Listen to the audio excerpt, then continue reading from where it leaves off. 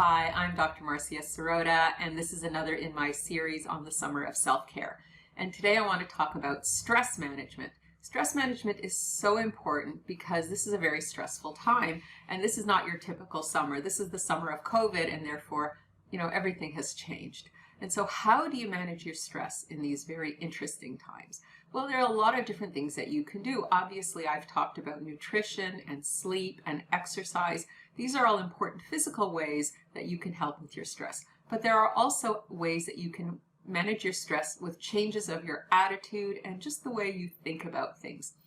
There's a lot of big problems in the world, and those can be overwhelming, but we also can have little, problems that bother us, and we can get really fixated on them. So one of the best ways, and the first ways to start dealing with our stress, is to not sweat the small stuff. Think about the little problems that are bothering you and ask yourself, is this really something I want to be spending my time thinking about?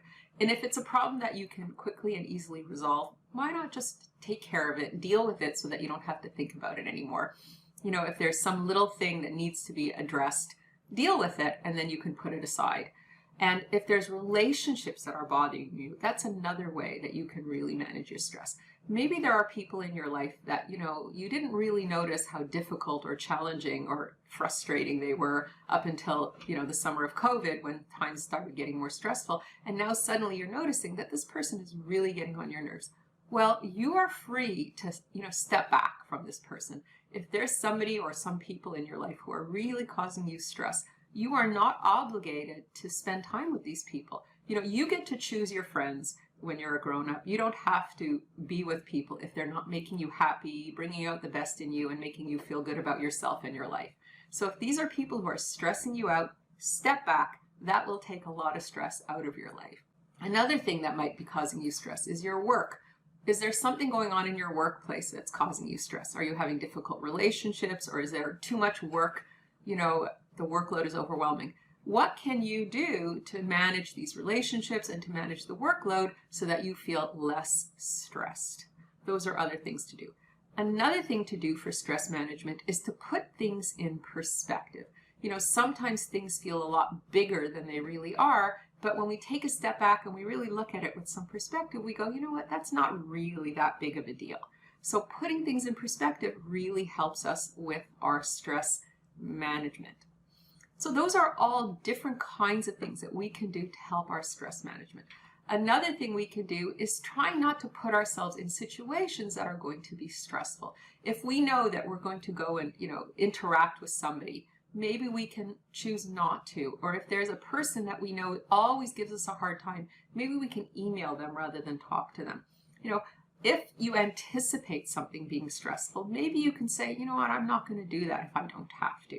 So those are other choices for stress management. And then, of course, there are things that we do that we think are going to help us with our stress that actually make us more stressed. Like sometimes we overindulge in drinking, or we take drugs, or we overeat, and we think, oh yeah, that's going to manage my stress. It's going to make me feel better. But the problem is that these things make us feel very momentarily relaxed, and then very quickly afterwards we feel bad, we feel hungover, or we've gotten ourselves into some kind of trouble while we were inebriated or intoxicated, or we feel a sense of remorse after overeating.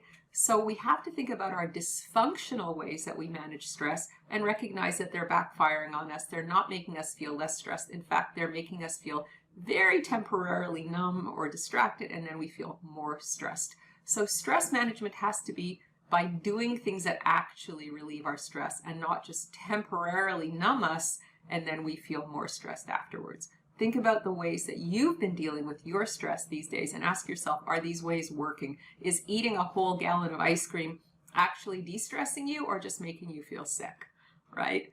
Think about that. And when you are managing your stress, remember that the most important thing is how you are thinking.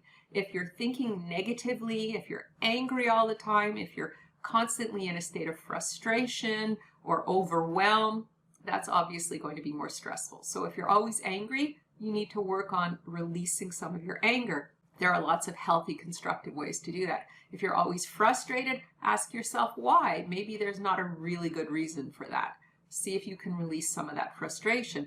And if you're always feeling overwhelmed, ask yourself, why do I feel so overwhelmed? I'm a grown-up, I can handle situations, and maybe I don't have to constantly be feeling this way.